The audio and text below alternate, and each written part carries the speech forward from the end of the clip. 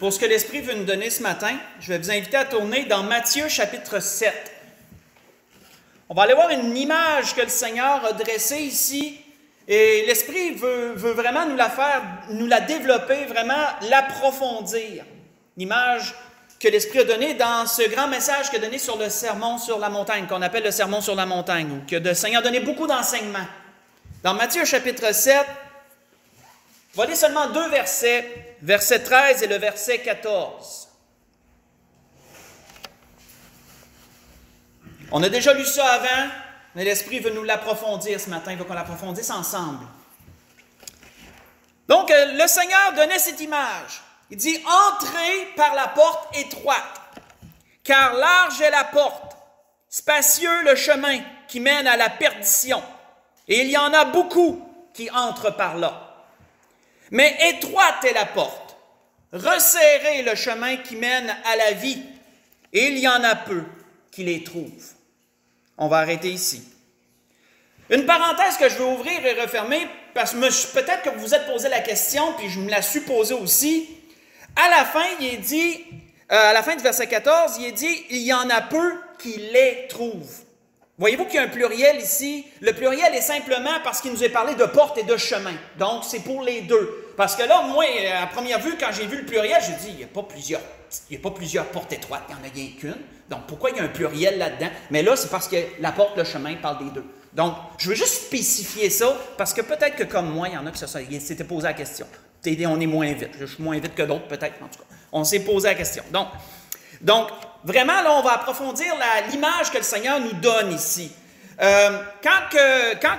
Si, mettons, quelqu'un nous demanderait, en quelques mots, comment qu'on peut résumer la réalité de cette vie. Si quelqu'un nous demanderait ça, frères et sœurs, là, si quelqu'un qui n'est pas sauvé dit, dis-moi donc en quelques mots, résume-moi donc en quelques mots, c'est quoi la vie ici? C'est quoi le but sur la terre? C'est quoi tout ça? Faites-y lire ça. Faites-y lire ça. Parce que ça, ce qu'on vient de lire, là, en 2 versets, ça résume toute la raison de cette vie-ci. Il nous est présenté ici par le Seigneur 2 portes. Il nous est présenté 2 chemins. Il nous est présenté aussi 2 destinations finales. Une de ces destinations, le Seigneur nous dit qu'elle mène à la vie. On sait que le Seigneur parle par là de la vie éternelle.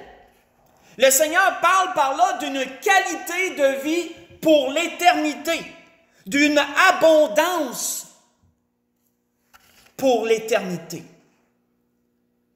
On voit que le Seigneur avait d'ailleurs dit à un autre endroit, puis on peut joindre un peu à ceci, ce qu'on vient de lire. Le Seigneur avait dit, « Je suis venu afin que les brebis aient la vie et qu'elle l'ait en abondance. » Dans Jean 10, verset 10, la dernière partie du verset 10. C'est quoi de l'abondance, frères et sœurs? Plusieurs mots ce matin. Je vous avertis, il y a plusieurs mots qu'on va définir ce matin. Abondance, selon le dictionnaire, veut dire condition de vie où les ressources disponibles dépassent les besoins. Si quelqu'un est dans l'abondance, il y en a plus qu'il y en a de besoin. On va résumer ça comme ça. Ça, c'est de l'abondance. Il y a un chemin qui mène à l'abondance. Mais la Bible dit aussi qu'il y a un chemin qui mène à la perdition. Selon le dictionnaire, perdition veut dire dissipation, perte, ruine. Si quelqu'un dit qu'il est en perdition, il est en voie de tout perdre, en d'autres mots. Moi, d'ailleurs, faites juste écouter, dans les recherches que l'Esprit m'amenait, un prophète de l'Ancien Testament du nom de Balaam, qui avait été engagé à prix d'argent par Balak pour maudire le peuple d'Israël. Vous connaissez cette histoire, cette portion de l'histoire juive. Mais lorsque Balaam a pris son âne et qu'il est allé à l'encontre de l'ordre de Dieu pour aller servir Balak, voici ce qui a été dit à propos de lui lorsqu'il était sur son ânesse et qu'il s'en allait, puis que là, son ânesse, ça faisait complètement le contraire de ce qu'il voulait, puis qu'il y a tapé parce qu'il voulait qu'elle aille vers cette direction-là, puis elle prenait d'autres directions, puis etc. Voici ce qui a été dit. L'Éternel ouvrit les yeux de Balaam, et Balaam vit l'ange de l'Éternel qui se tenait sur le chemin, son épée nue dans la main. Et il s'inclina et se prosterna sur son visage. Et notez ce que l'ange va lui dire. L'ange de l'Éternel lui dit, « Pourquoi as-tu frappé ton ânesse déjà 3 fois? voici, je suis sorti pour te résister, car je te vois suivre un chemin qui mène à la perdition, disait-il. L'ânesse m'a vu et s'est détournée de devant moi déjà 3 fois. Si elle n'était pas détournée de moi, je t'aurais même tué et je lui aurais laissé la vie. Ce que je vous ai lu, c'est dans Nombre chapitre 22. J'ai lu verset 31 au verset 33. Voyez-vous ce que l'ange dit à Balaam? Je te vois suivre un chemin qui mène à la perdition. Je te vois suivre un chemin qui va te faire tout perdre, en d'autres mots, qui va t'amener à tout perdre. Tu n'auras plus rien en bout de ligne. C'est la destination du deuxième chemin, la perdition. Maintenant, on va approfondir un peu plus. Il nous est parlé de porte ici. Ça paraît niaiseux, mais on va dire c'est quoi une porte. Physiquement, on le sait c'est quoi une porte. Regardez-en une, vous allez le voir. Mais d'un point de vue, je dirais, philosophique, je peux m'exprimer comme ça, imagé, c'est quoi une porte? Une porte, c'est un passage d'un lieu ou d'une situation à un autre. Et là, on entre dans quelque chose de plus profond, frères et sœurs, en ayant cette pensée. Parce que vous savez que souvent, pas souvent, tout le temps, on va mettre des portes pour délimiter des lieux. La cuisine, les chambres. Tu sais, on délimite des lieux par une porte. C'est toujours comme ça. Donc, on sait que quand on franchit une porte, on passe toujours d'un lieu à un autre. Et ça, frères et sœurs, si on voudrait faire une recherche dans la parole, vous verriez que la porte a une très grande signification en ce sens. Juste un exemple rapide, pensez à l'arche. Ceux qui sont entrés dans l'arche, quand la Bible nous dit que la porte était fermée, il y en a que d'un côté de la porte, il était sauf, de l'autre côté de la porte, il était perdu. Il était dans la perdition, on pourrait dire ça comme ça. Donc, voyez-vous que la porte fait toute la différence entre les deux. La Bible nous dit ici que la porte est étroite. Il dit « entrez par la porte étroite ». Là, on va aller encore plus loin. On sait ce que ça veut dire « étroit ». Mais on va aller chercher plus loin. La racine du mot « étroit », la racine grecque du mot « étroit », c'est « sténos », ça s'appelle « sténos ». Qu'est-ce que ça veut dire? Ça veut dire « resserrer », ça. Sténos veut dire « resserrer ». Autrement dit, entrer par la porte resserrée. Si elle est resserrée, frères et sœurs, ça nous donne l'image de quoi? Ça nous donne l'image que ce n'est pas une porte qui est facile, comment je pourrais dire, c'est pas une porte qui permet qu'on soit encombré pour pouvoir y passer. Hein. Si c'est resserré, on va y passer pas mal juste nous autres. Là. Notre corps, ça va être à peu près tout ce qui va passer là. C'est pas une porte qui permet d'être chargée de bagages et de toutes sortes de choses pour pouvoir y passer. Elle est resserrée, cette porte. Elle est étroite. Quand on regarde les exemples que le Seigneur a donnés dans la parole, ça fait sonner des cloches et ça donne du sens à ça. Je vous donne des exemples. Le Seigneur a parlé un jour avec un homme du nom de Nicodème. Faites juste écouter. Il a parlé un jour avec un... Puis écoutez l'exemple que le Seigneur lui a donné à Nicodème. Le Seigneur a dit à Nicodème, « en vérité, je te le dis, si un homme ne naît de nouveau, il ne peut voir le royaume de Dieu. » Nicodème lui dit, « Comment un homme peut-il naître quand il est vieux? Peut-il entrer dans le sein de sa mère et naître? » Jésus lui répondit, en vérité, je te le dis, si un homme ne naît d'eau et d'esprit, il ne peut entrer dans le royaume de Dieu. » Ce que je vous ai lu, c'est dans Jean chapitre 3, verset 3 au verset 6. Mais comprenons, frères et sœurs, le Seigneur donne l'exemple que si tu veux être sauvé, tu dois redevenir tu dois redevenir comme un nouveau-né.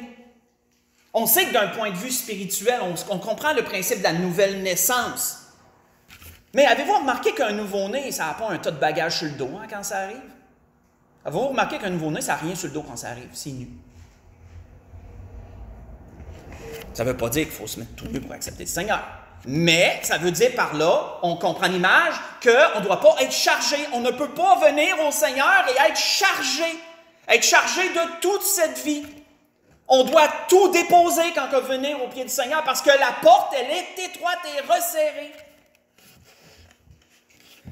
Prenez l'exemple de l'homme riche. Si vous voulez le lire pendant la semaine, dans Marc 10, versets 17 au 27, vous allez voir que l'homme riche, qu'est-ce que le Seigneur il a dit? L'homme riche, il obéissait à une bonne portion des commandements qu'est-ce que le Seigneur a dit? Vends tout ce que tu possèdes. Dépouille-toi, là. Hein? Rends-toi comme nu. Reviens à la base. Vends tout ce que tu possèdes. Fais-toi un trésor dans les cieux. Puis ensuite, viens suis-moi. Ça veut dire quoi? Entre par la porte après. Et là, la Bible nous dit que l'homme riche s'en est allé tout triste parce qu'il y avait beaucoup de biens. Et qu'est-ce que le Seigneur avait dit par la suite? L'image, regardez l'image. Le Seigneur dit, un chameau va passer plus facilement par le trou d'une aiguille. C'est resserré, ça, on s'entend.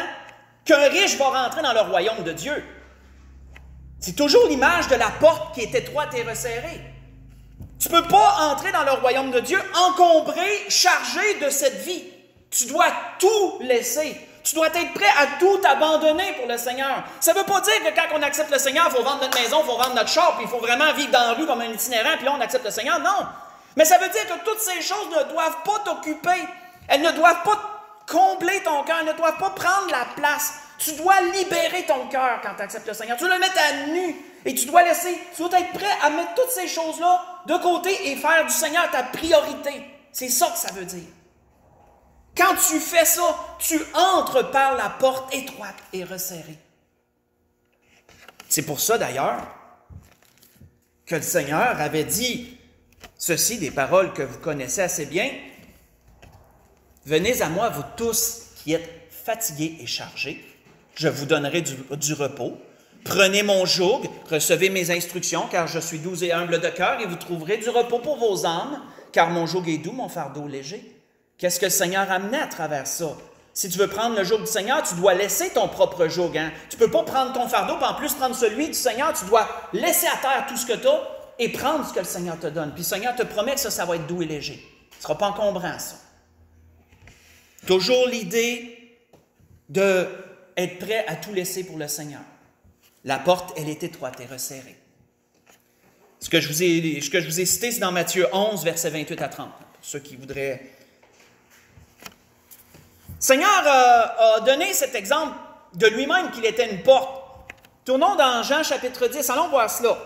Parce que vous savez, la porte étroite et resserrée nous amène aussi une pensée, c'est qu'il n'y a pas beaucoup de choix. On s'entend que s'il y a une porte et elle est étroite et resserrée, ben c'est pas comme dans un magasin où si tu veux prendre une sorte de céréales, tu en as 10 puis tu te dis laquelle que je prendrais. Il y a une porte. Puis elle est étroite et resserrée. Donc, tu as un choix, il est là. Et ça, on le sait, la parole nous le dit clairement. Le Seigneur avait dressé cette image de lui-même en ce sens. Dans chapitre 10, verset 1, « En vérité, disait le Seigneur, je vous le dis, celui qui n'entre pas par la porte, pensez toujours à ce qu'on a défini comme une porte, hein, d'un lieu à un autre, là.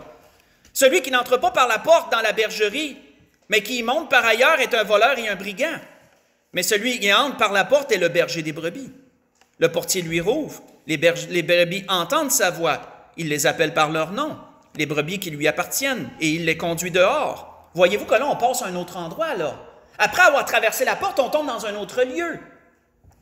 Il les amène dehors. C'est où, ça, dehors? Lorsqu'il a fait sortir toutes ses propres brebis, il marche devant elles, et les brebis le suivent parce qu'elles connaissent sa voix. Elles ne suivront point la voix d'un étranger, mais elles fuiront loin de lui, parce qu'elles ne connaissent pas la voix des étrangers. Jésus leur dit cette parabole, mais ils ne comprirent pas de quoi il leur parlait. Et ensuite, Jésus continue, il leur dit encore, en vérité, je vous le dis, je suis la porte des brebis. Tous ceux qui sont venus avant moi sont des voleurs et des brigands. Mais les brebis ne les ont point écoutés. Je suis la porte. Si quelqu'un entre par moi, il sera sauvé.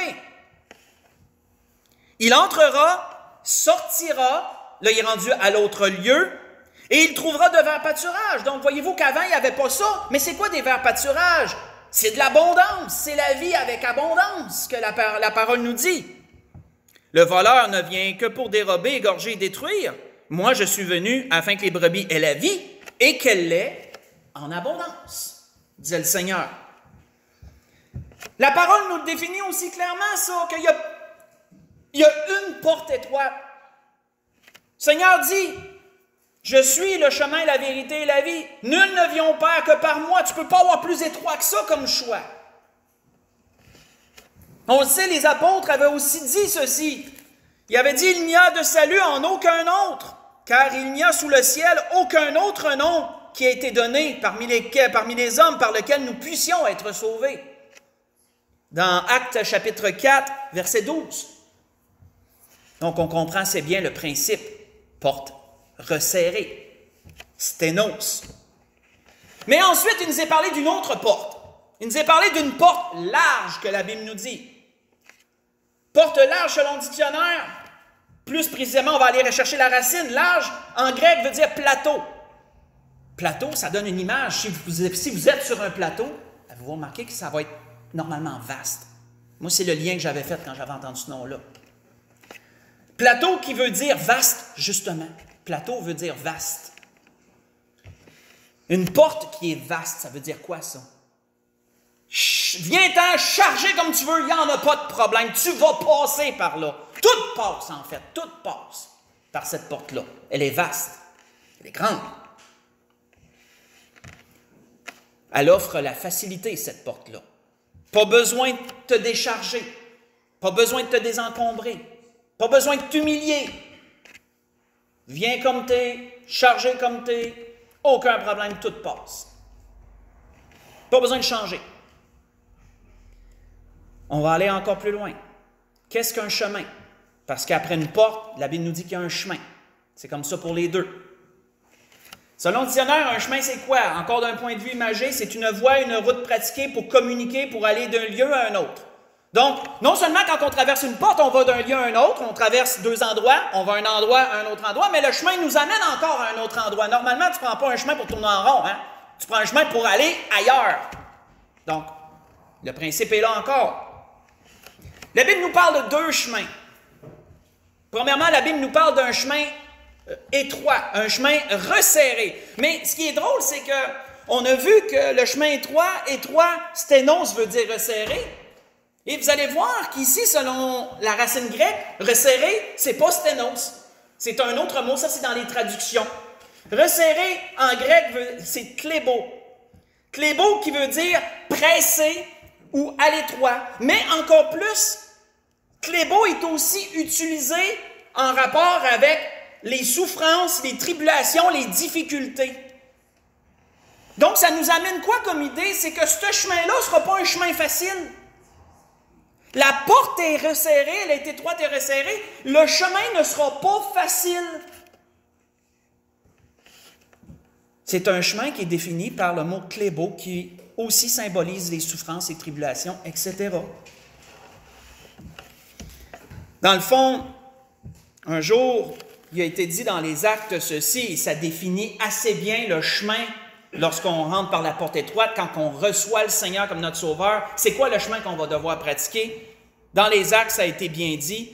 On voit qu'il est dit, le lendemain, ils partirent pour Derbe avec Barnabas, et quand ils eurent évangélisé cette ville et fait un certain nombre de disciples, ils retournèrent à Lystre, à Icône et à Antioche, fortifiant l'esprit des disciples, les exhortant à persévérer dans la foi et disant que c'est par beaucoup de tribulations qu'il nous faut entrer dans le royaume de Dieu. Ça, c'est klébo. C'est le chemin étroit, le chemin resserré. Ce que je vous ai lu, c'est dans les Actes chapitre 14. J'ai lu du verset 20 au verset 22. Souvenons-nous de ce que le Seigneur a dit un jour. Tournons dans Luc chapitre 9. Qu'est-ce que le Seigneur a dit un jour? Après qu'on ait rentré par la porte, quel sera le chemin? Le Seigneur l'a défini là.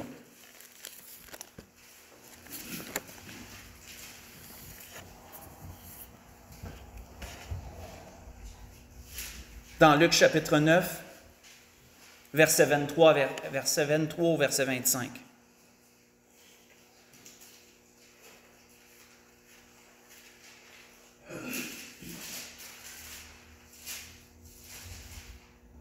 Puis il dit à tous, si quelqu'un veut venir après moi, tu as traversé la porte quand tu es rendu là, soit que tu vas la traverser ou soit tu l'as traversé, tu es conscient qu'il y en a une en tout cas.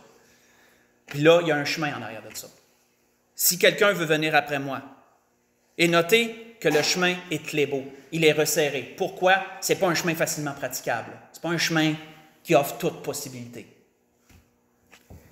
Si quelqu'un veut venir après moi, qu'il renonce à lui-même. Si tu veux rentrer par la porte, c'est ça qu'il faut que tu fasses. qu'il se charge de sa croix chaque jour. Ça, c'est l'état du chemin. Qu'il se charge de sa croix chaque jour et qu'il me suive. Celui qui voudra sauver sa vie la perdra, mais celui qui la perdra à cause de moi la sauvera. Et que servirait-il à un homme de gagner tout le monde s'il se détruisait ou se perdait lui-même? Ça, c'est la perdition. On parle de la destination de l'autre chemin, dans ce cas-là.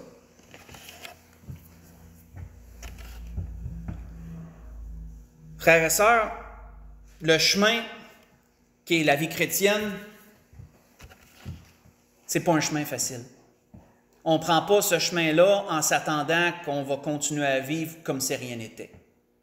Quand on emprunte ce chemin-là, on sait que c'est un chemin qui est empreint de sacrifice. Sacrifice pour nos familles. Sacrifice pour Dieu, premièrement. Sacrifice pour nos familles. Sacrifice pour autrui. On sait que dans ce chemin-là, on se met souvent en dernier, dans ce chemin-là. On sait que dans ce chemin-là, on maintient des valeurs morales qui ne sont pas populaires dans ce monde, qui vont même à l'encontre de la moralité du monde de notre époque. Quand on est dans ce chemin-là, on peut souvent se sentir seul, mais on ne l'est pas. On peut souvent sentir qu'on marche à contre-courant, et c'est normal.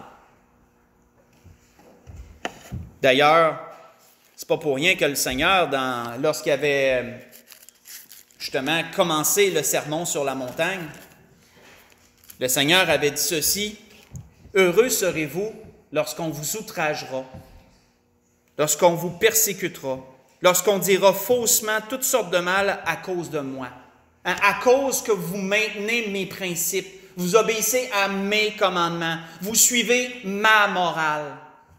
Heureux serez-vous si vous subissez ça, parce que vous marchez dans le chemin étroit et resserré. Réjouissez-vous et soyez dans l'allégresse, parce que votre récompense sera grande, parce que vous allez avoir pour fin la vie éternelle, l'abondance. Car c'est ainsi qu'ont été persécutés les prophètes qui ont été avant vous, disait le Seigneur. Dans Matthieu chapitre 5, versets 11 et verset 12. Mais on sait qu'il y a un autre chemin aussi. La Bible nous parle aussi d'un chemin spacieux. On n'apprendra pas grand-chose, mais le mot grec pour spacieux, c'est lui est plus dur. Eurokoros. Eurokoros, qui veut dire large et spacieux, mais il y a une pensée en arrière de ça. Ça implique une pensée d'absence de limite. Lorsqu'on utilise ce mot-là, ça implique une pensée d'absence de limite, absence de borne, absence de guide. Et ça parle. Ça nous parle. Pourquoi le chemin est-il défini comme spacieux? Il n'y a pas de limite dans ce chemin-là. Il n'y a pas de limite en termes de vitesse, si vous voulez voir une image, mais il n'y aura pas de limite aussi en termes de largeur. Tu ne pourras pas dire on va arrêter là, puis là. C'est ça. Qu'est-ce qui pourrait définir le mieux ce chemin selon la parole? Tournons dans 2 Timothée chapitre 3. On a souvent lu ça, mais pensez à l'absence de limite et vous allez voir que ça fait du sens. 2 Timothée chapitre 3.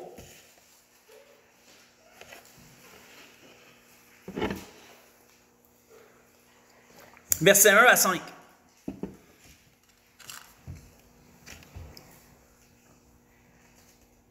On les dit, sache que dans les derniers jours, il y aura des temps difficiles, car les hommes seront égoïstes, amis de l'argent, fanfarons, hautains, blasphémateurs, rebelles à leurs parents, ingrats, irreligieux, insensibles, déloyaux, calomniateurs, intempérants, cruels, ennemis des gens de bien, traîtres, emportés, enflés d'orgueil, aimant le plaisir plus que Dieu, ayant l'apparence de la piété, mais reniant ce qui en fait la force, éloigne-toi de ces hommes-là. Avez-vous remarqué dans tout ce qu'on vient de lire, souvent on va regarder le côté vraiment exagéré de chaque point. Autrement dit, que l'état dans lequel les gens vont être. Mais avez-vous remarqué l'absence de limite? Avez-vous remarqué l'absence de limite là-dedans? Que les gens vont être comment je pourrais dire, sans limite dans leur morale, vont être sans limite dans leurs mots, vont être sans limite dans leurs actions. Quand tu es ingrat, irreligieux, ça démontre tout le temps, ces mots-là sont empreints d'une absence de limite, une absence de conscience, frères et sœurs. Et ça définit bien le chemin large et spacieux. Une absence de guide, de limite. Dans ce chemin-là, frères et sœurs, tous peuvent faire ce qu'ils veulent. Il n'y a pas de limite de définie. Chacun fait ses propres limites à eux. Dans ce chemin-là, la frontière entre le bien et le mal sont sujettes à interprétation. Chacun définit ce qui est bien ou ce qui est mal ou à peu près. Dans ce chemin-là, les croyances se pratiquent selon les désirs de chacun, selon les besoins de chacun.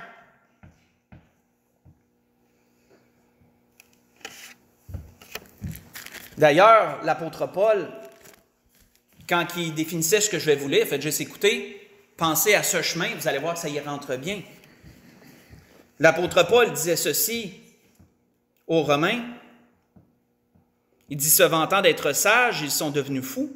Ils ont changé la gloire du Dieu incorruptible en image représentant l'homme corruptible, des oiseaux, des quadrupèdes, des reptiles. Chacun adore un peu comme ils le veulent. Hein? Certains adorent des animaux, d'autres vont adorer des éléments dans la nature, les animaux eux-mêmes, ou sinon le soleil, la lune, etc. D'autres vont adorer d'autres êtres humains. Chacun choisit un peu ce qu'il désire, selon ses besoins personnels. Mais en plus, c'est pourquoi Dieu les a livrés à des passions infâmes, car leurs femmes ont changé l'usage naturel en celui qui est contre nature. De même, les hommes, abandonnant l'usage naturel de la femme, se sont enflammés dans leurs désirs les uns pour les autres, commettant homme avec homme des choses infâmes, et recevant en eux-mêmes le salaire que méritaient leurs égarements. Dans ce chemin-là, c'est plus le fait qu'un homme ou que tu es un homme, que tu vas aller vers une femme. Les gens aujourd'hui, ils ne pensent plus comme ça. Pas tout le monde, heureusement, mais ça s'en vient. Les gens vont en termes de personnalité à cette heure. C'est ce qu'on me dit, moi. On me dit, à cette heure, c'est plus parce que je suis une femme que je vais aller vers un homme. Moi, je vais aller vers la personnalité qui est la mieux pour moi. Donc, si c'est un homme, OK. Si c'est une femme, OK. On va vers la personnalité. Ça, c'est le chemin large et spacieux. Point de morale défini. Les gens font comme ils le veulent. Comme ils ne se sont point souciés de connaître Dieu, Dieu les a livrés à leur sens réprouvé pour commettre des choses indignes, étant remplis de toute espèce d'injustice, de méchanceté, de cupidité, de malice, pleins d'envie, de meurtre, de querelles, de ruses, de malignité, rapporteurs, médisants, impies, arrogants, hautains, fanfarons, ingénieux au mal, rebelles à leurs parents, dépourvus d'intelligence, de loyauté, d'affection naturelle, de miséricorde.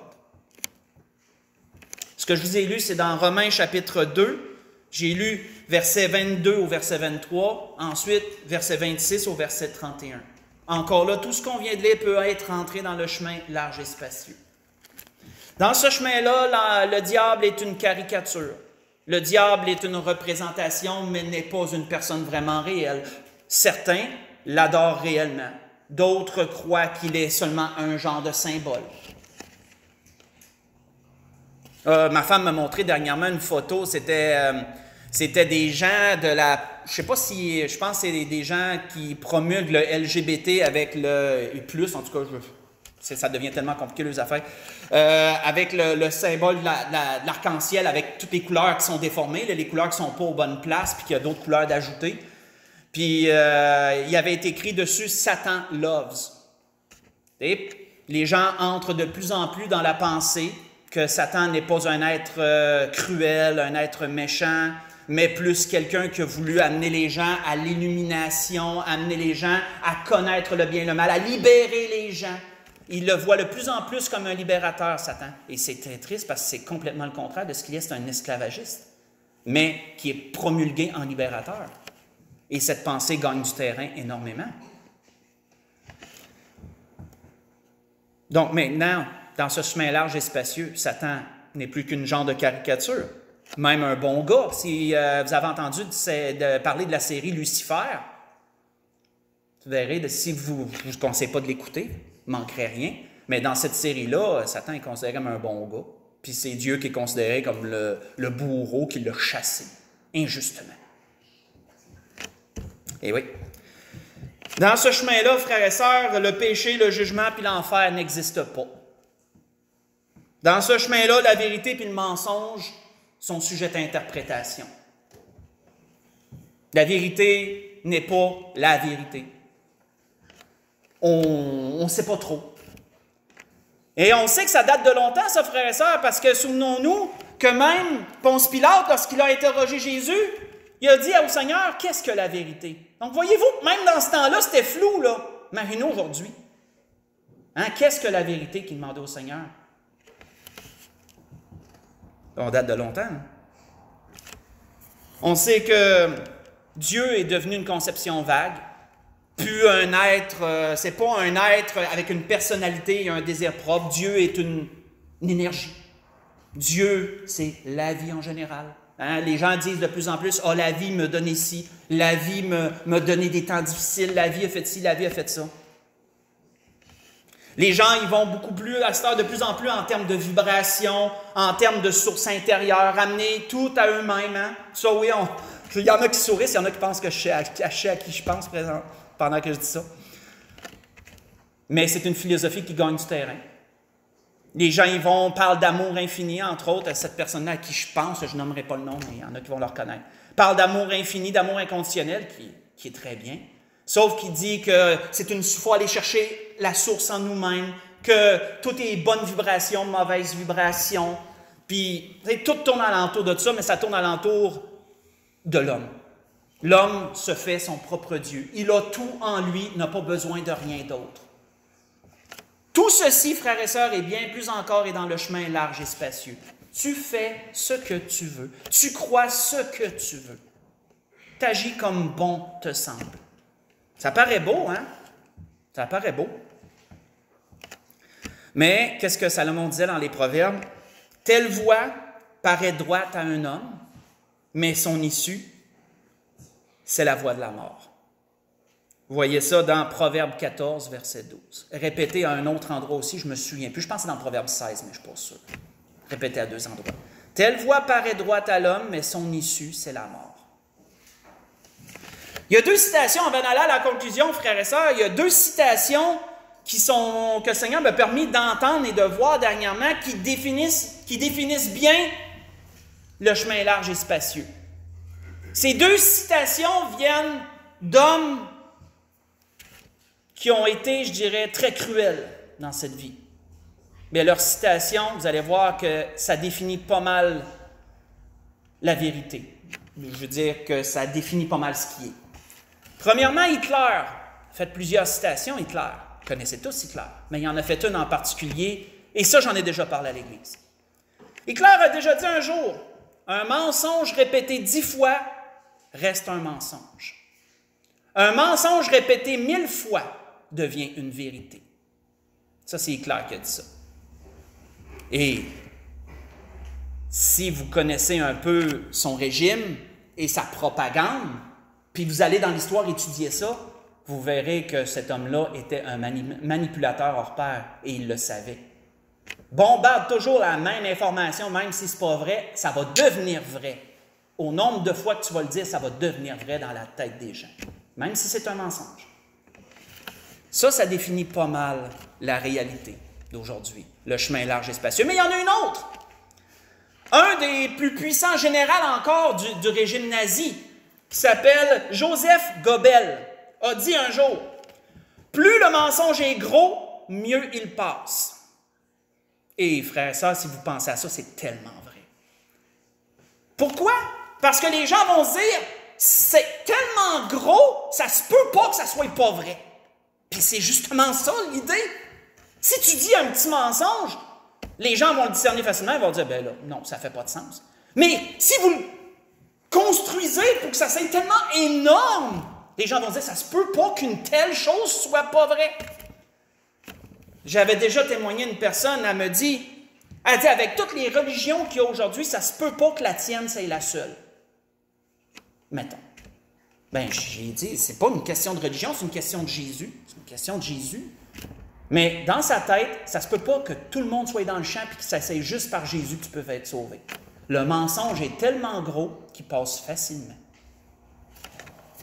Et je vous dirais que ça définit bien notre réalité présente aux Orsuées. Plus le mensonge est gros, plus il passe.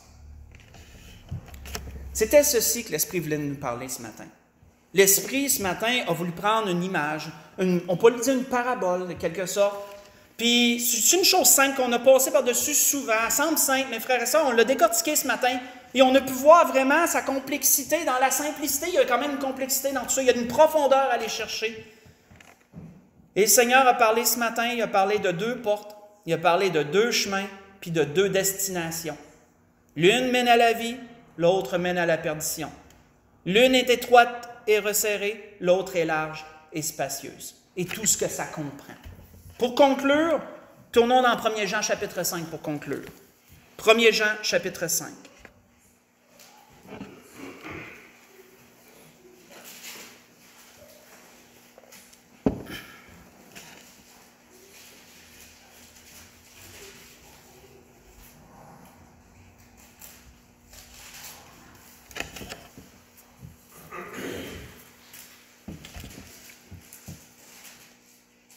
Et bien sûr, on peut,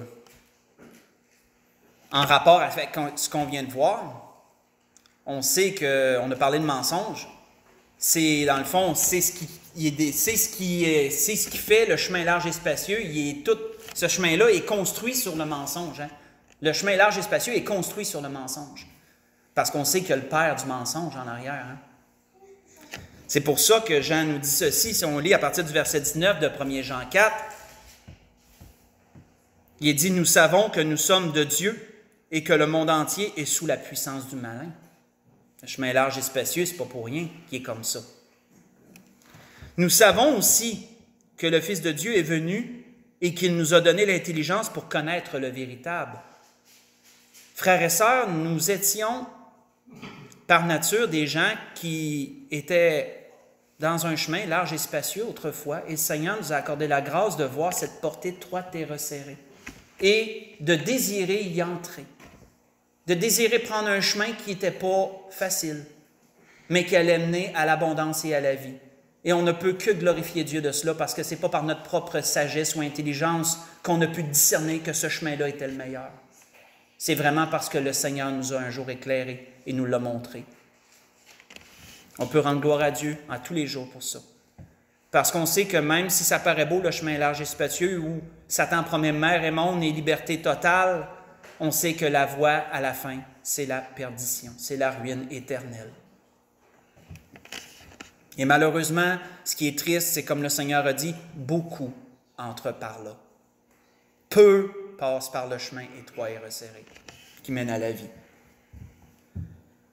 Nous savons aussi, je l'ai dit, aussi que le Fils de Dieu est venu et qu'il nous a donné l'intelligence pour connaître le véritable.